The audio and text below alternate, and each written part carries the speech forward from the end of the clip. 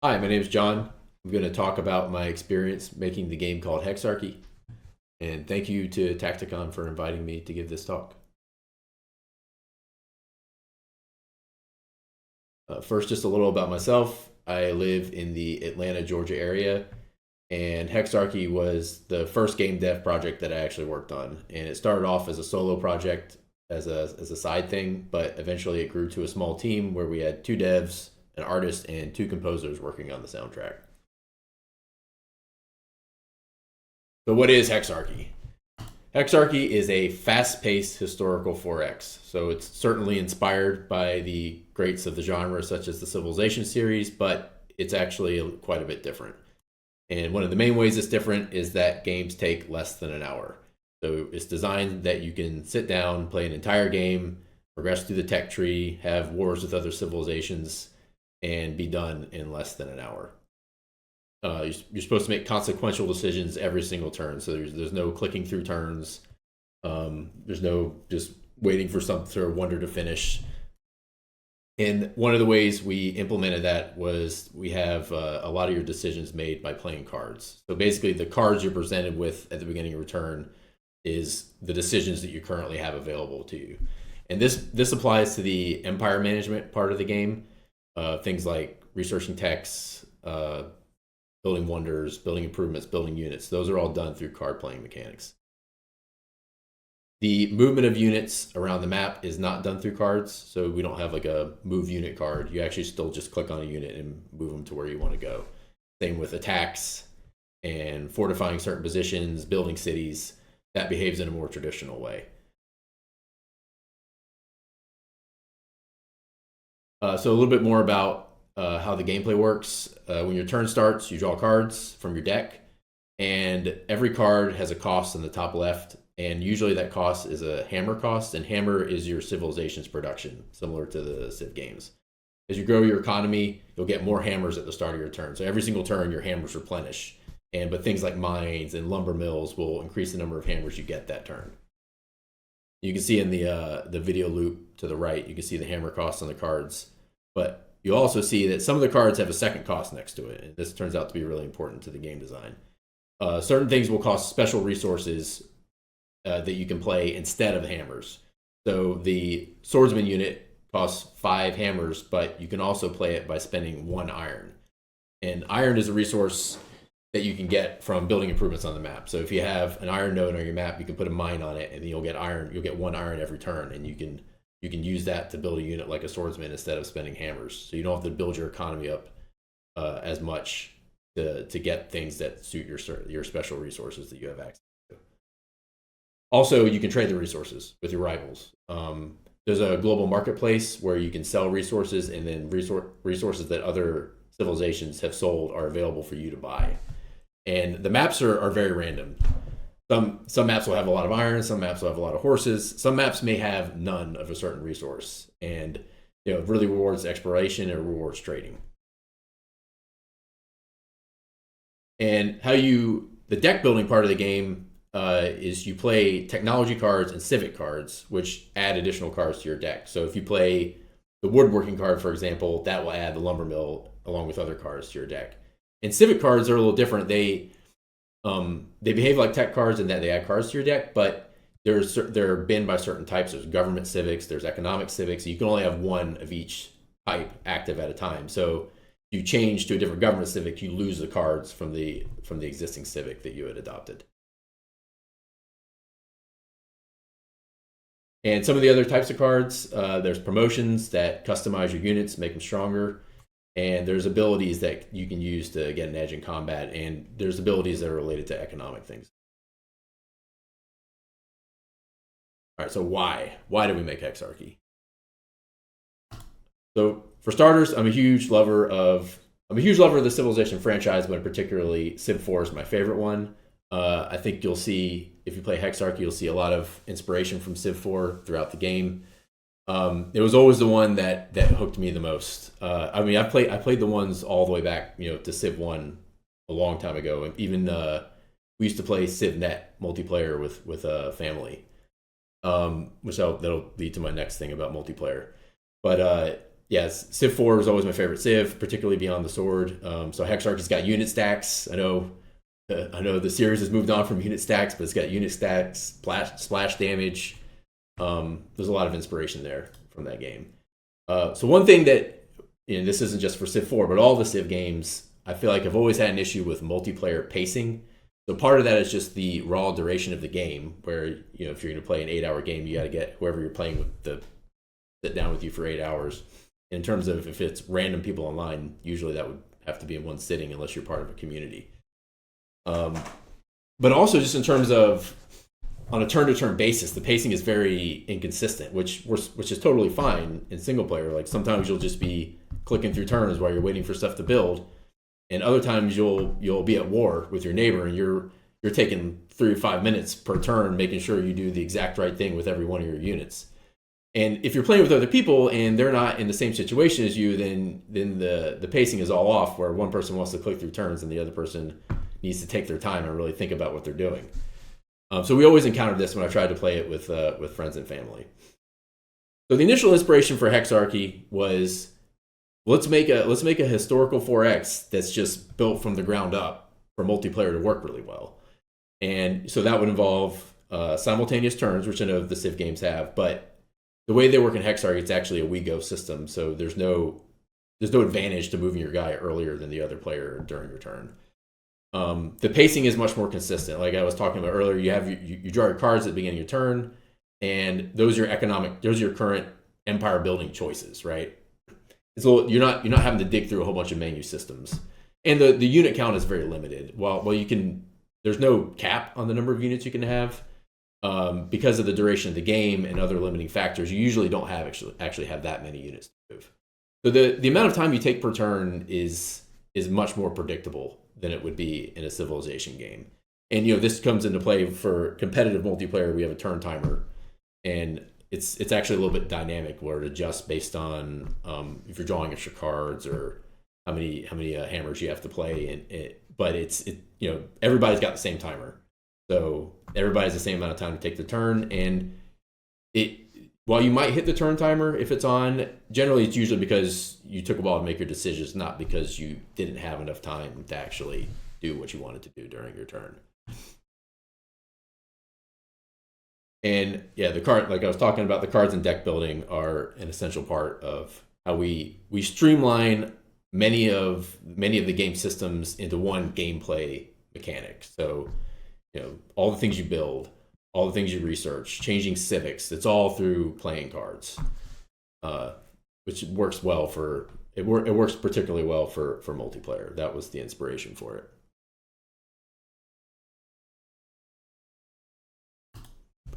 All right, so the timeline in terms of when things happened with Hexarchy. I actually started the initial prototyping in 2018. It was a part-time thing.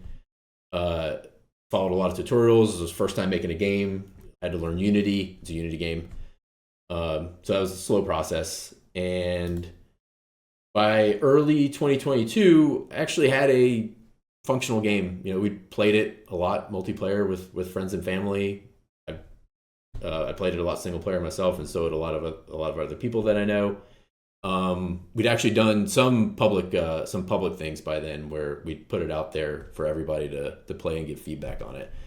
And it was basically at a point where, okay, it was a functional game. I either need to launch it, despite a lot of the other things I would like to do with it, or I needed to raise some funds and basically take it down like a little bit longer path where I can spend more time working on it to do all the things I wanted to do with it. So I decided to do a Kickstarter, and it ended up funding, and one thing led to another, and then we got a publisher. Publishers love funding Kickstarters because it shows that people were willing to spend money to get access to your game. And the other thing about the Kickstarter is it's great for publicity, raise funds, and also is a good way to basically test the marketing on it. People were willing to actually put up money for it. And part of the Kickstarter was that because the game was in a playable state, basically as soon as the Kickstarter wrapped up, you got access to I think we called it an alpha. We called it an alpha or beta, but you got access to that version from then on. So you could play it as soon as the Kickstarter wrapped. And the Kickstarter started off slow, but we got a lot of interest from some content creators that they put out some stuff about it, which really kicked it into high gear. And then, yeah, so we signed with a publisher in late 2022, and by October 2023, we launched. And we did a 1.0 launch. We did not do an early access launch, which is actually what I promised in the Kickstarter. I promised that I would do a 1.0 launch, not early access. And, that was a decision we made for a number of factors, and I might talk about that a little bit more later as to whether we think we should have done an early access launch. But, we wanted the option to depending on how the launch went, we wanted the option to, okay, that was the launch, release the game, move on.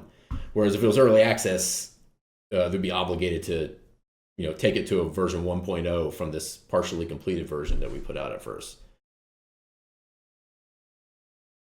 All right, so how'd it go when we launched in October of 2023? Overall, it went good. We had positive reviews. There were some consistent things that people would, if the negative reviews, there were some consistent things that we did address actually. But yeah, good reviews, early solid sales. Some of the reviews in particular were very glowing. Like, some are near and dear to me. They, some people really love the game. It's one of their favorite games. They put hundreds of hours into it. A lot of people, they appreciate that. It's actually, and I'll talk about this a little more later when I talk about aesthetics, but it's actually a pretty challenging game. There's not that many systems, but they interact in a lot of interesting ways that they can make it pretty complicated. Some of my other favorite, I've scrolled through all the reviews, or not all of them, but some of them, and picked out some of my favorites to put them in here. Downside was that it took 4 years of dev, which is a lot. I guess it depends on how you count it, because I was working on it part-time some of the time, but I think it's probably a little bit more than 4 years, really. And that's a lot of time to work on your first launch. And it's just a lot of time to work on any project. And, while it did well, it was not a runaway hit success. It didn't capture lightning in a bottle or anything like that. All right, so now on to more interesting stuff. What did we learn from doing all this? For starters, and this is something we already know, and I think everybody knows about video games, but looking good really matters. It matters a lot. And even for strategy games, it matters. Even for deep strategy games, it matters. Well, of course, there are some games that, they really focus on visual clarity and nothing else, and they're not trying to be good to look at, and they're successful usually with a more niche market. You're always gonna be better. I think a game is always gonna get you better if it looks better. And here you have what our early 2020 prototype looked like. And this is it's a lot of stuff from the asset store. I'm not an artist, so I'll talk again about this a little more later, but I pieced together a lot of things that I couldn't make myself, so I didn't have an artist on contract at that point. And this is pretty rough around the edges, both the UI and the game world. There's a lot of stuff that looks very placeholder. And we put this version out there because we wanted feedback. We wanted to start getting wish lists, wanted publicity. But the fact that it didn't look good at the beginning severely limited the reach that demos and playtests would have. I even did the next fest that I did was actually with this version of it. And it still got people still were interested in the idea, but this is a lot of people who were going to see this and immediately not take it seriously because they don't think it's professional, right? And yes, I did in fact put the game out there looking like this. And it's when you see something every day, you can't tell that it's that rough around the edges until you take a step back, and you really need people to give you honest feedback about that too if you're doing game dev. All right, so we did know this, so we understood that the visuals were an issue; they needed work, and it actually went through 2 visual overhauls throughout the process of making it. This is the 2020 look that was in the video I was showing before. I think of the 3, I think it's clearly the worst. And this was 2022, and we Changed the color palette significantly, made it much more vibrant. Added some more variation to the terrain to make it not look so flat. The units are basically the same. The cards were the same. The biggest difference was really the colors. And I made some changes to the UI as well, made it a little more minimalist, but the UI still was not great. And this was actually the version that we rolled the Kickstarter out with. So it was able to fund looking like this. We had a demo live during the Kickstarter where anyone could just go play it, and this is what it looked like then. And this is if the Kickstarter had not funded, or if I had chosen not to do it, this would be what it looked like when I released it, actually. But pretty early on, after the Kickstarter, we decided it needed another visual overhaul. And at that point, that was at the point we actually had a very talented artist on contract at that point. It started off doing like marketing stuff, and he ended up being our one-stop shop for everything on the project. He was a 2D illustrator by trade, but we took him out of his comfort zone repeatedly. He did all kinds of other stuff for us. And this is ultimately how it ended up looking. The lighting's much better. The textures are better on the terrain. The mountains and the trees look better. The UI is much cleaner. I think the UI didn't end up perfect. There was things we could have done better in the UI, but is a vast improvement from where it was. And so we couldn't have done this without the artist that I was referring to. And I'll put his information at the end. And yeah, overall, I think we're happy with how it looks. Like especially if you look at the lineage of the aesthetics. Okay, so on the topic of aesthetics, I wanted to talk a little bit about 3D versus 2D in a 4X game. And most of the big games are 3D, which is a little surprising actually in a 4X game. So you got Civilization here, Humankind. I think even Polytopia would technically be a 3D. Obviously the gameplay is 2D, but I think the guys are 3D in that. I think the map is 3D. Yeah, so Ivory Civ after 3, Old World also 3D. I think even Polytopia. And then I've got a couple examples of 2D. You got the old Master of Orion 2 screenshot down here, and that's Ozymandias, which went 2D. And ultimately, I think we should have gone 2D. Like I was saying when I started this, I'm not an artist, and we didn't have an artist on contract. And I thought the best way to piece together something was I was more comfortable working in Blender to change something than I was drawing 2D sprites. And I thought with the asset store available with Unity, the best option would be to piece things together with a 3D game. And 2D would have I think the 2D would have had a lot of advantages. I think we could have really focused, especially if I had this artist, we were already working with him, and we could have had like, simpler, clearer visuals.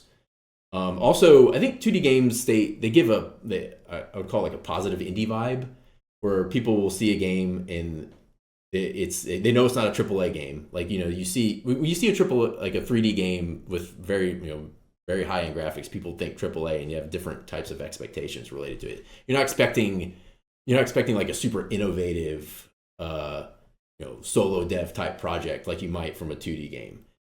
Ultimately, if I do it over, I would have made it 2D, and I think it would have looked fantastic working with the guy that we were working with on the 2D illustrations.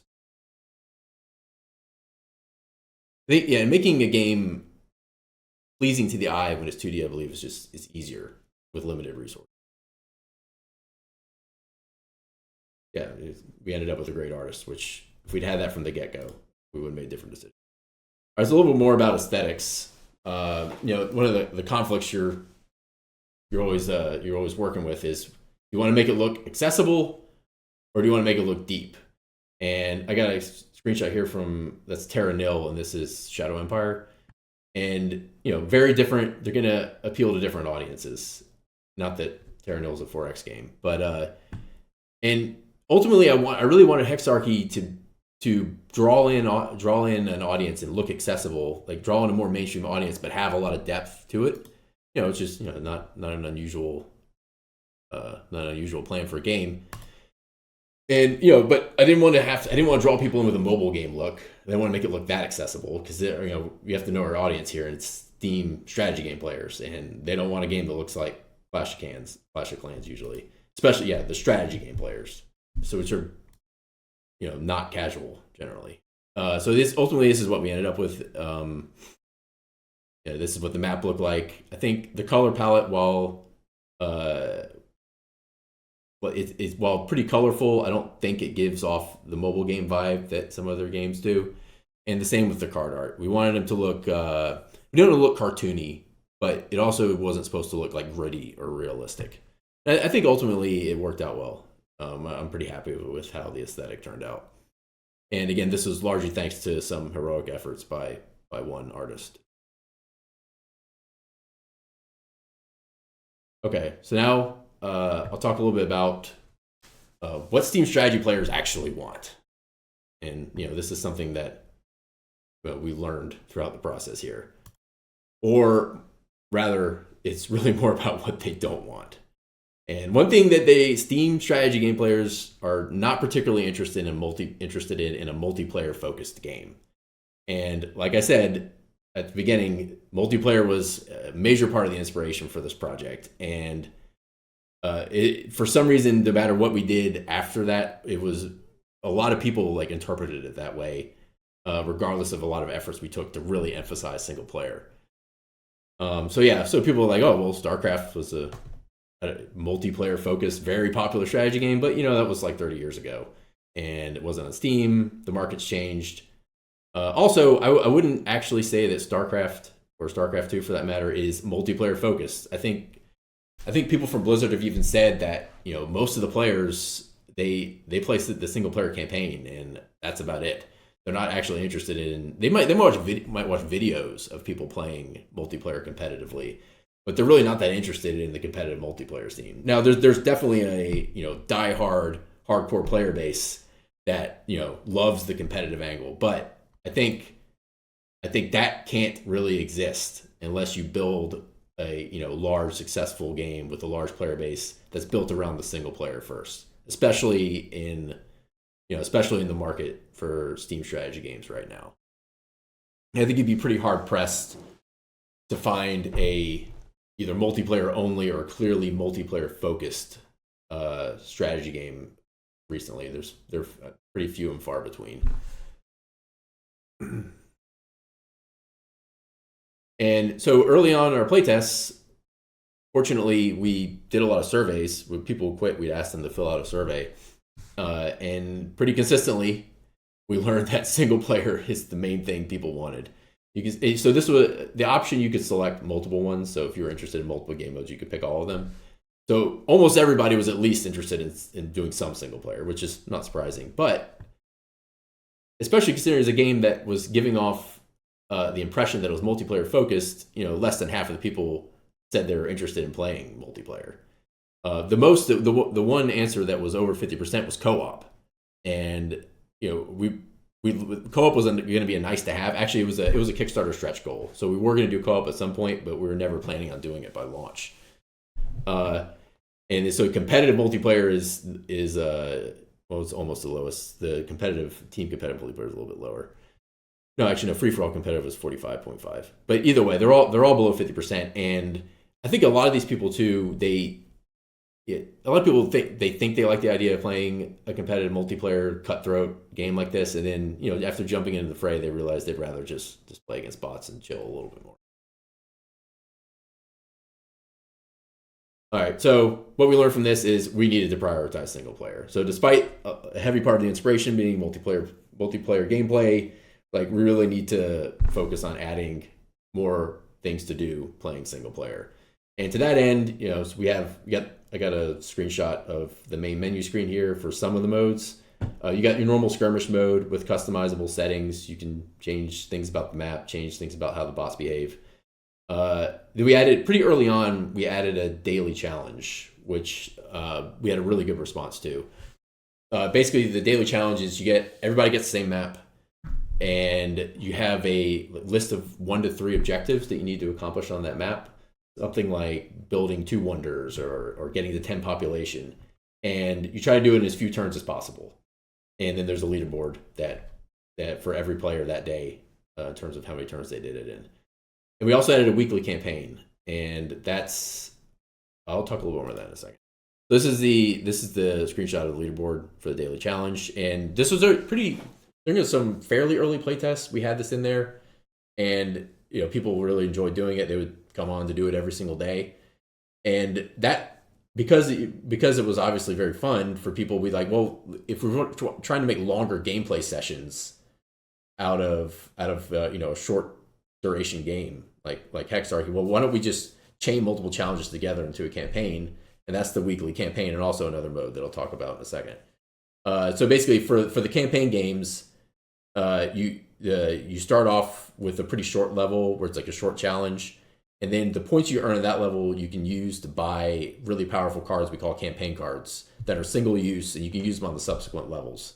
Things like some of them are crazy, like some of the really expensive ones you can just burn down an enemy city that you can see, but that's expensive.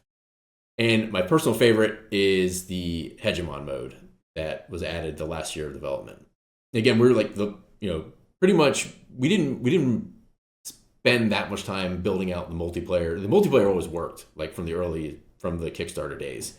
But really, we focused on adding single player stuff for the last year of development. And the Hegemon mode it's a campaign like the weekly campaign, but what you do is every week you choose what civilization you want to be for that week. And every week has a sequence of campaign levels. I think it's 3 to 5 levels, where the first ones are simpler than the last ones. The last ones are almost always something that's a longer game, like get to 200 points or eliminate all the enemy civs on the map. So you buy campaign cards like you do in the weekly campaign, but the catch is everybody who picks the civ you picked contributes to the score for that civ on the global leaderboard. You can see in the screenshot, like I'm Egypt here. Everybody who plays Egypt for that week adds the Egypt score. And so while the objectives are the same, if you're going to play the campaign twice, the objectives would be the same each time. The map gen parameters would be the same in terms of like how spaced out players are, but the maps themselves will be different. So you could play the same campaign multiple times, and it wouldn't be a completely repetitive experience where you're trying to solve the same problems you did on the same map you did last time.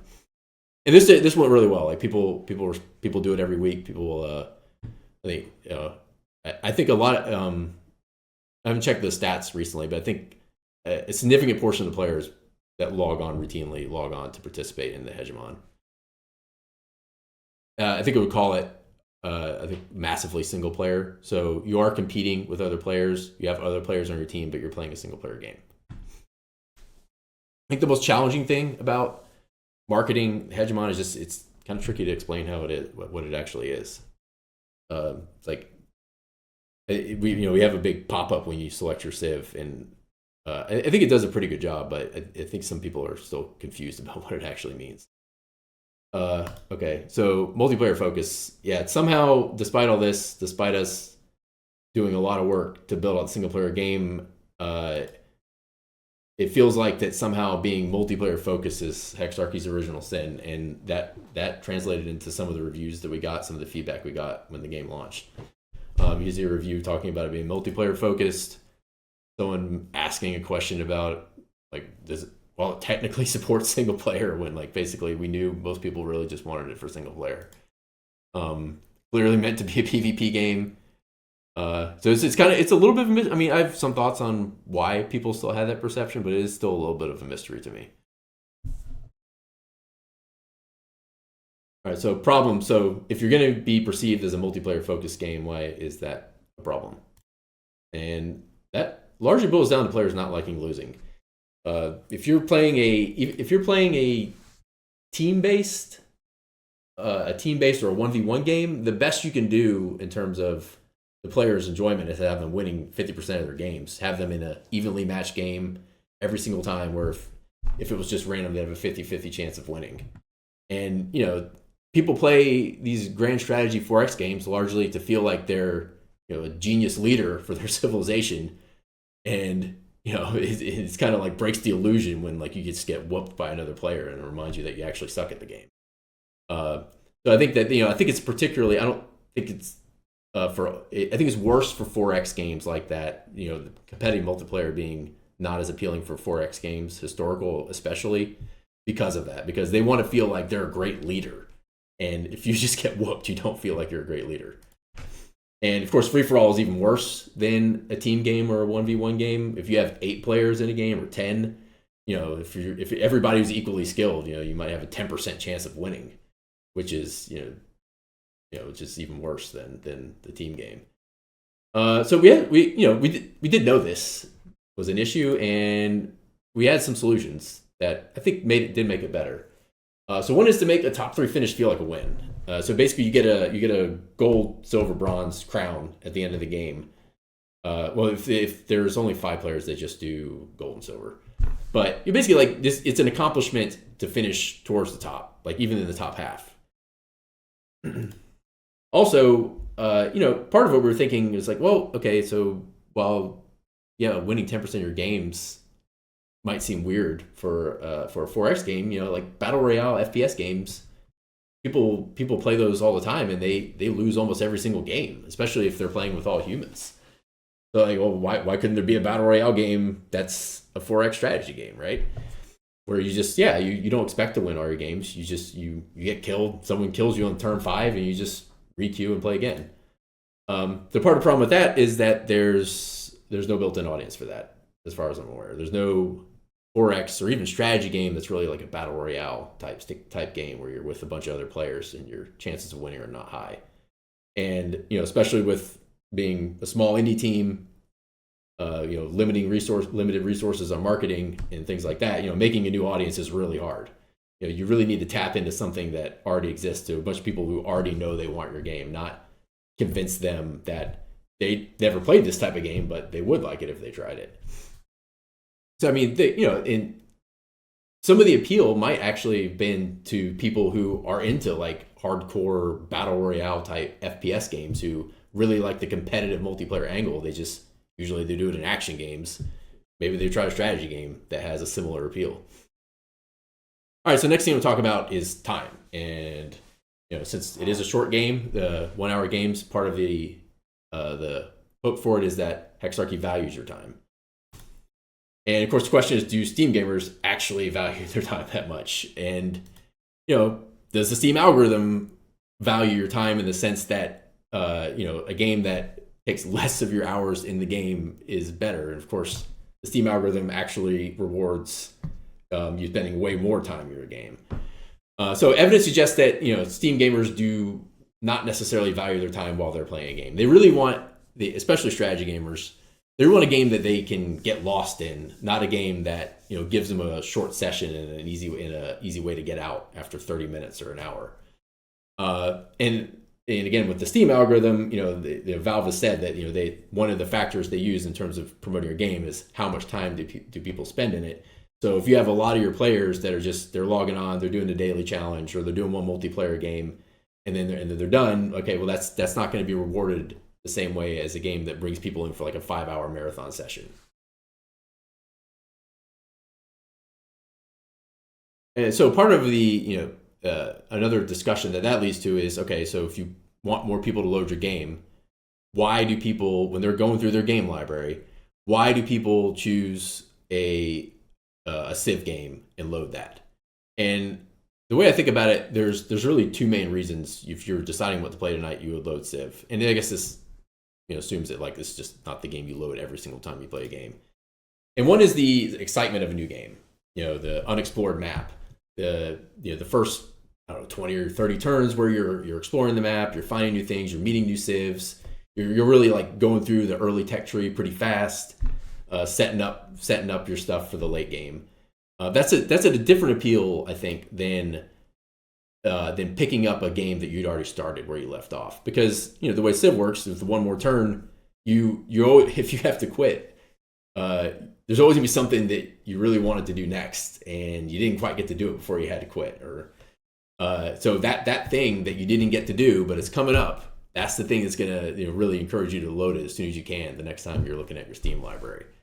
So I think they're 2 very different appeals, and of course, if we're using a short 4X game, we really can only have the new game excitement appeal. So you're not gonna load Hexarchy because you were in the middle of something and you're really excited about taking that city that you've been working on for the last few turns. Even so, to the point that when we first launched the game, actually, we didn't even have saves in a single player game. It was like games are designed to be one session. There's some technical challenges regarding saving and different versions of the game and things like that. We figured like, well, it's just not full with single player saves, and that was the biggest backlash we got when we launched it in the reviews, was that people like they didn't care how short the games were. They expected to be able to save their game single player, and we made that a priority and added it pretty quick. And we also added the campaigns to encourage longer sessions, but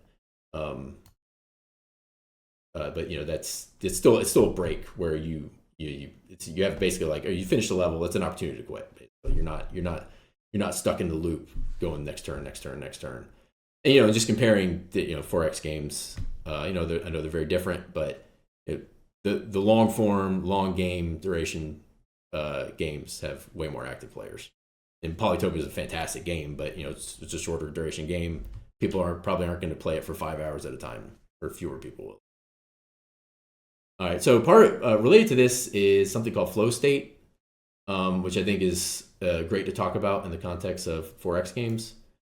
And flow state is basically having your a balance between your anxiety and boredom, and kind of just staying in the middle there, where you're kind of in the zone and time just goes by and you don't even realize it. So it's immersed. You're immersed in the game.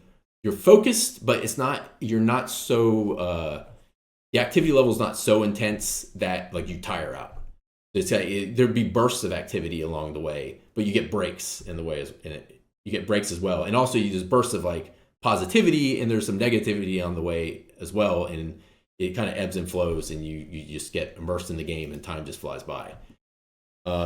It's oscillating levels of activity and positivity. I guess that's an alternative way of saying anxiety. Basically, are you stressed out, or are you relaxed in terms of what you're doing? Are you feeling positive about what you're doing? Or are you feeling negative about what you're doing? And if the game's just like constantly feeding you positivity, you're just great all the time, that gets boring. And if a game is, if you're super active, super intense all the time, you tire out, and you don't want to play that for 5 hours. So you got to have a balance of ebb and flow on those things. And those are the games where you just, one more turn, lose track of time. Wait till this wonder finishes. Let me wait till I capture the city, and then you just keep going. Yeah, long 4X games, I think maybe more than any other type of game, I think really show how the flow state can get players playing for really long durations, and they really don't want to quit because they're just in the zone playing this game. And part of that is most of the decisions you make in Civ are not hard decisions. I mean, there's definitely hard decisions, there's definitely consequential decisions, but especially if you're a pretty experienced player, you're kind of just going, and it's not like you're being hit with like oh man, what do I do here constantly.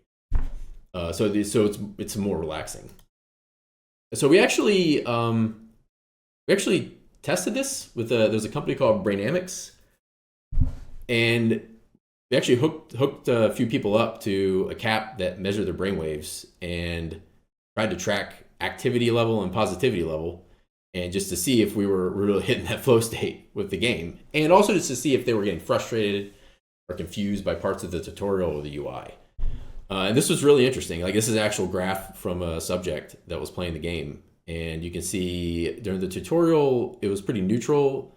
Then he started a free play game, and you can see the alternating, oscillating positivity and activity levels there, and that's a pretty good indicator of flow state.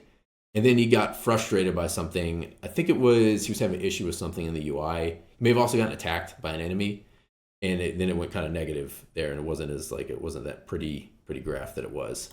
So this actually was, led to meaningful changes in both the UI and the onboarding process for the game. It also made clear to us, like, well, okay, we can hit that flow state, but it's a short game, and every time the game ends, that'll always break. So you're not, like I was saying before, you're just not going to be stuck in it for 5 hours and just lose track of 5 hours playing the game. And multiplayer, I think we didn't test this. We didn't do the Brainamics thing with multiplayer, but I think it's pretty safe to assume that the anxiety level will be consistently higher when you're playing against real people. All right, so next thing we'll talk about is innovation. And it's a little tongue-in-cheek, but I would not necessarily recommend innovating all the time as a game dev.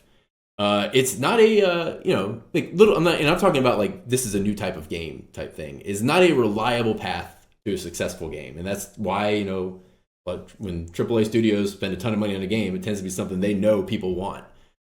There's a big reason why they do that, and innovation is difficult for technical and non-technical reasons, and I'll talk about that in a minute. For something we tried to do, yeah, it can involve non-technical barriers when you do something new. So I'm going to talk about one specific thing that actually did not make it into the game, but was, I would say, is pretty innovative, and we called it GPT mode. And so this is, we started doing this in early 2023, and ChatGPT was very new then. The AI stuff was very new. I think it was late 2022 when that stuff started showing up, at least publicly available. And we had a pretty good idea of something we could do based on that. And it's basically a combination of emotes and AI generated stuff. And so text emotes is something I've always been fond of in multiplayer games.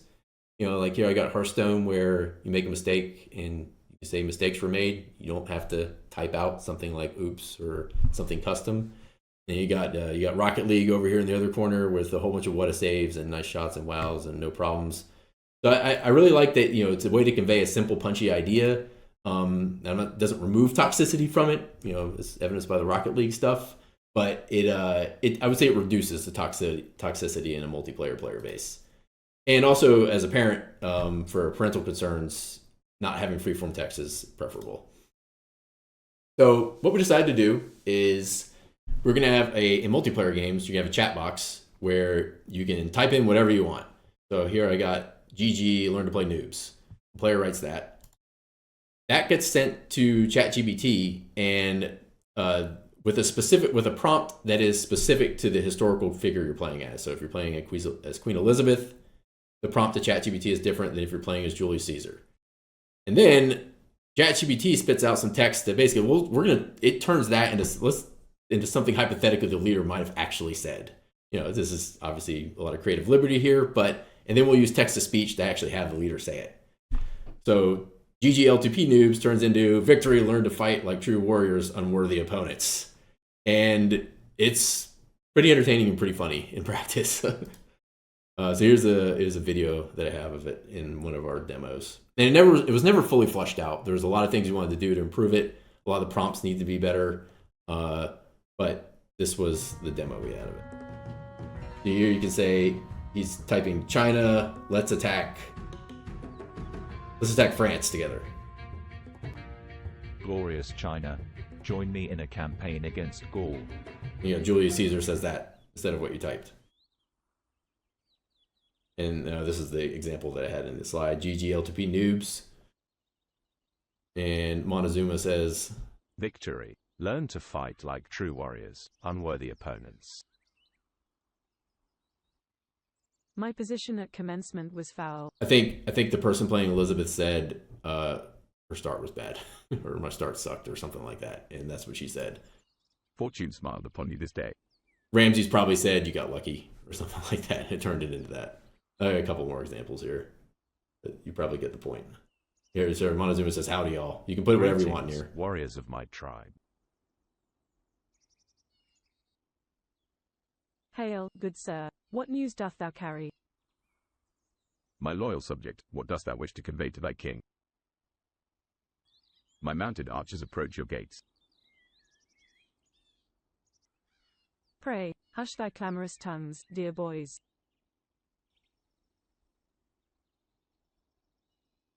So another benefit of this is it's a way that you can have human-to-human communication without breaking the immersion in the setting a little bit. Quickly, my patience runs thin. So you see Montezuma here, he said something about hurry up and end your turn. My patience runs thin. The turn has ended before my amusement. I must take pause to make thine decisions wisely. Your impatience will only lead to your downfall. Learn restraint. Yeah, so it was, there's a lot of things we wanted to do to make it better. One of them being the text to speech we were never real happy with how that turned out.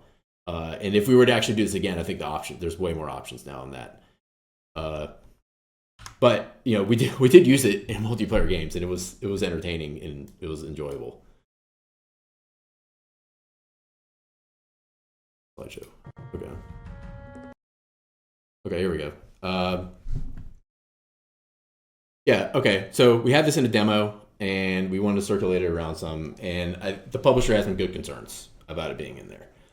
One of them was that at this point in time, AI was very new, and it was still pretty controversial in terms of it could be perceived as like a replacement for writers for this content. Though I would argue that it's really not, because this is dynamically generated based on what humans are typing in real time. Also, there was concerns about having historical figures, real people saying weird player-generated stuff, and that circulating on the internet as part of our game. And it was also a concern about cost. The ChatGPT API stuff was actually not the biggest part of the cost when we were doing our demos. It was the text-to-speech was very expensive. And I think that is the landscape there has changed quite a bit. There probably are some good options that are better in terms of the voice generation and less expensive now. Also on this, we had a version of it also that generated emotes from the bots. So the bots would dynamically send information about the game state to ChatGPT, and it would generate like a context appropriate emote. So if you had a legionnaire attacking Elizabeth, she would say something about your legionnaire near the city name. It was pretty good too. It was interesting also. So for the PvP one, for the player versus player one, we were going to have an emote credit system where you would by default earn 1 per turn, and so basically you couldn't spam people with this stuff. It also limited the cost on our end.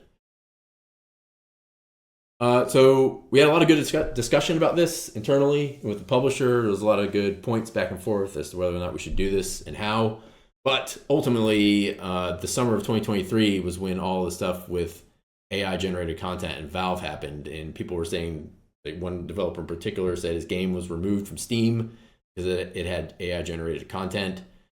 It was still not sure how we're going to handle the legal stuff with this, and some headlines related to it, and ultimately, this was the deciding factor in us having to take it out. Massive Steam uncertainty at the time. We were trying to launch in fall of 2020. We did launch in fall of 2023, and this stuff had not shaken out at all yet in terms of how Valve was going to handle it. And while I would say that our AI-generated content was in no way replacing any human work, perception could still be a problem there. And ultimately, yeah, we had to kill it. It wasn't worth risking all the work we've done on this project for one feature, even if it was a misconception about what it actually did that got it killed. And we even went through the entire code base and ripped all of it out. We just didn't want any trace of any ChatGPT interaction, any AI generated stuff in the game at all. So that was just an example of something that where we tried to innovate. We had a good idea. We didn't fully flesh it out yet, but it seemed promising, and the barriers weren't technical to innovation, but you establish when you're at the forefront of something, you're gonna encounter some barriers. All right, so just to wrap things up here, some of the stuff that I would have liked to talk about in this, but it would have taken too long, related to Hexarchy. I'll start off with some non-technical things, and one of them being, is a big 4X aim a good idea for your first solo dev project? And I would say no. people suggested that to me at the time, and I didn't listen. Probably should have done some smaller scope project first. Also, I wanted to talk a little bit about the genre mashup trap, which basically, just what is your game? It's not like its own thing anymore. It's kind of just a combination of two other things. And there was a lot of discussion about whether we wanted to embrace the idea of it being a 4X deck builder or not. And ultimately, we did use it as a tagline. I'm not sure if that was a good idea. I think anecdotally, I know people that play Civ, they don't know what a 4X game even is. They don't know what that means. Also, I think it was a little misleading about the deck builder aspect of it, because a lot of conventions in deck building games we actually don't follow. Particularly like stuff with burning cards is very different. it was really a 4X game first, and deck building was a means to an end. So I think a lot of people were like, "Oh, I love deck builders," and this doesn't play exactly like a lot of other deck builders. Also, an issue with knowing your audience, and I never really got into Civ 6. The last Civ that I played a ton of was Civ 5, and then, like I was saying earlier, I mostly played Civ 4. And so I was kind of out of touch with what a lot of people, I think, expect in a historical 4X game now. To be honest, did not finish a game of Civ 6. I played the heck out of 4, I played the heck out of 5. And, some of that just could be circumstances of what I was up to at the time, but I could just never get into Civ 6. Another thing I talk about is Kickstarter's weird. We had a pretty heavy following by Kickstarter standards going into the Kickstarter going live, and all indications were we were going to come out of the gate really strong, and it started off really slow. It was on track to not fund, and some content creators really took an interest in it. And once they got the ball rolling, and once people see it's going to fund, because then everybody wants to throw money at it. So that was an interesting experience that I'd never done a Kickstarter before. Early access is another thing I could talk about.